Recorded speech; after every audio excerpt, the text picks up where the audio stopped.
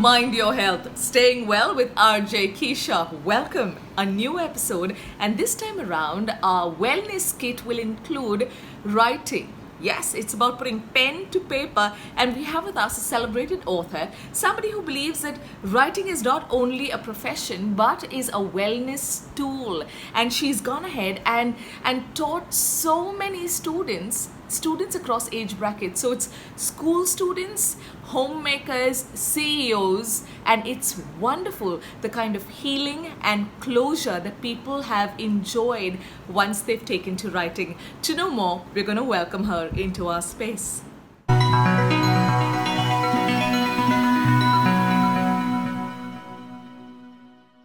RJ Keisha, and today we are in conversation with somebody who absolutely has this magical tool.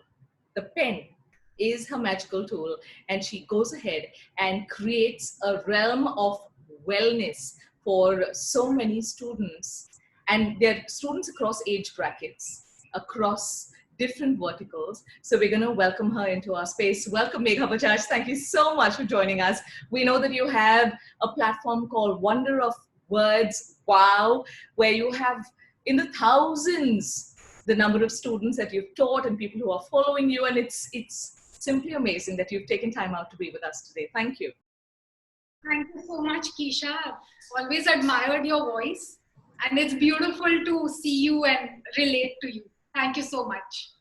Well, Megha, how important is wellness, and how can we get to that place of wellness using journaling or using the power of word?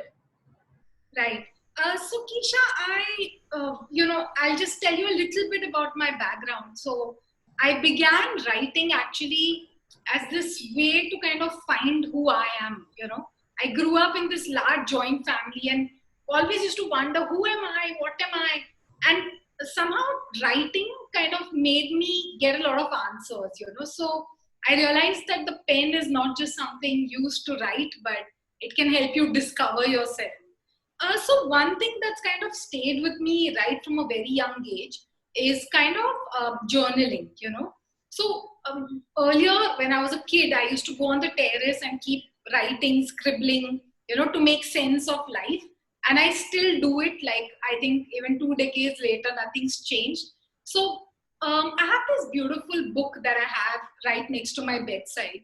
And what I do, Keisha, is that every single night before sleeping, I kind of introspect that how has my day been? What all went beautiful?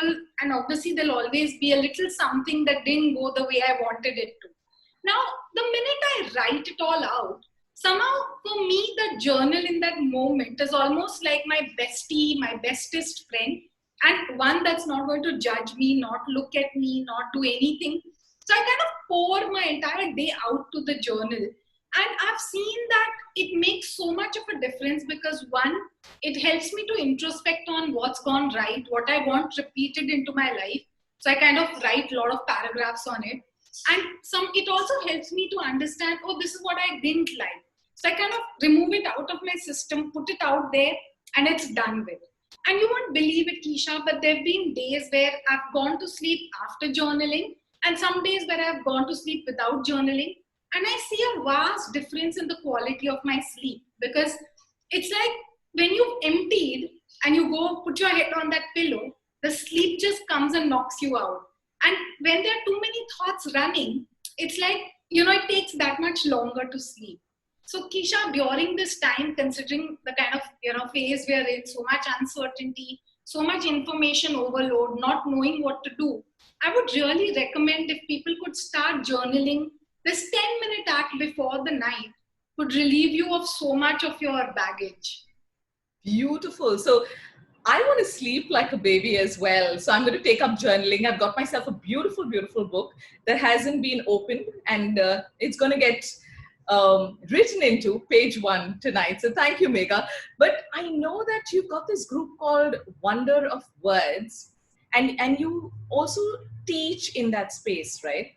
So what is it that you really teach in that space? So one thing I do, Keisha, is that people from across the globe join this online writing workshop called Wonder of Words. And I kind of help them to use writing to discover themselves, to heal themselves, of course, to publish. But to give you a beautiful example of something that my guru taught me, and I've used it quite often with myself as well as others, is that, and especially right now, because we're living in such proximity to our loved ones, not everything is always hunky dory, right? Not everything is going to be a honeymoon period. So what a beautiful tool is that if we could somehow, whenever we have some issues coming up in a relationship and we want to talk about it, but for whatever reason we feel a little apprehensive to approach the other person. It could be fear. It could just be that we love them so much and we don't want to burden them with our thoughts and feelings. But the fact is, we are feeling burdened with them. So what do you do to kind of not put it on them and yet relieve yourself? So take this blank piece of paper and just write out everything that you need to say to this person. You can address it like, dear XYZ, this is what I'm feeling. It's a very small thing. Maybe it's very petty, but it affected me. And when you pour your entire feelings out over there, then he suggests, my guru is like, just, fold the paper, keep it in your cupboard.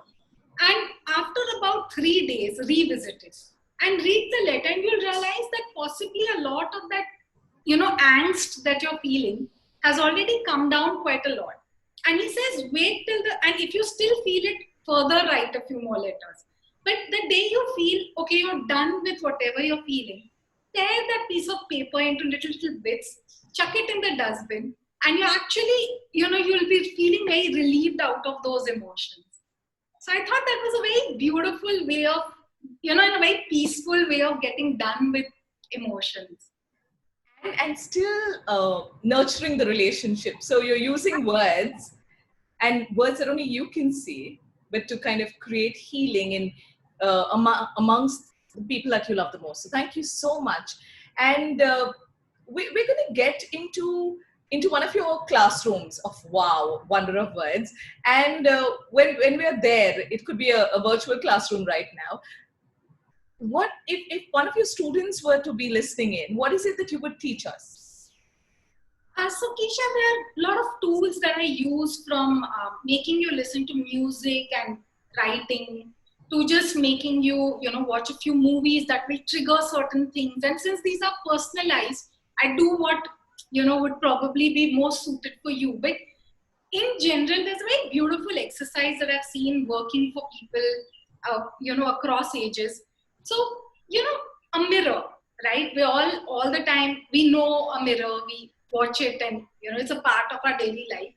And yet, if you're asked to stand before a mirror for about 5 minutes, non-stop, you won't believe it, Keisha, there have been people doing this exercise who burst into tears. There are people doing this exercise who actually grew in love with themselves. There have been people doing this exercise who came out and, like, after this, I asked them to write whatever they felt. So I've had a woman who's like 62 actually pen a beautiful poem saying that this is what the mirror taught me. And she spoke of something which was buried in her childhood from so many years ago. And it just came up right now, that little mole on my nose, is it beautiful or not, And very beautiful. So I thought that, considering that we have the time to go within, since we can't go outside, I think this could be a beautiful thing, and you'll be surprised. I mean, even people who think they've really befriended the mirror, when you look straight for 5 minutes, it does strange things to you. You have taken us into this space of, I don't really know if I'm going to be comfortable enough to look at myself for 5 minutes, but I'm definitely going to try to get there and write about myself. It's like this brave thing that you're encouraging us to do. But I can imagine the joy I'm going to feel, because it is no space outside. You're inviting me to create a space and a clearing inside, and create more for Keisha and more for everybody who's listening in right now. So Megha, these are bite-sized nuggets, and you've given us 3 beautiful tools to take into our home space, to take into our personal space and nurture. But we want to know some beautiful words that you've penned down recently, something that means a lot to you, and well, you could share with us. So Keisha, I woke up a morning about 4 5 days back, and these words kind of just came to me, and I just felt so overwhelmed hearing them within me. So it goes like this: that I tried to contain love in the vessels of relationships. It overflowed. Dot dot dot. And that's just the way it came to me. Literally, I could visualize it on a wall in my house. I tried to contain love in the vessels of relationships. It overflowed. And somehow I felt that it was so appropriate for the time that we're in, because I'm feeling this immense love for, the doctors, to the people who are going through this, to someone who may have lost someone. And I don't know them. I don't have a relationship. And yet, are we all not related by love? I have one of your poems called Stardust that I'm going to share with all our listeners as we move to the close of our show today. But thank you very much for joining us, and Mind Your Health, Staying Well with RJ Keisha, and today in conversation with the lovely Megha Bajaj. Thank you.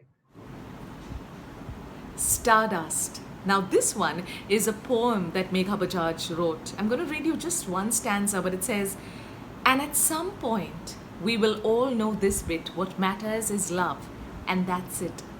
And she ends with, "Stardust. That's all we are, little pieces of the universe floating around in a cosmic jar." Well, we'll make sure that you get a chance to read the entire poem, but make sure that you take to writing. And if you want to know more, wonder of words, wow, is just a click away. You can definitely access Megha Bajaj, and right now access your writing. That's what I'm going to do. Journal every night and sleep like a baby. Thank you so much for joining us right here in this episode of Mind Your Health, Staying Well with RJ Keisha. Remember, subscribe, like, and share.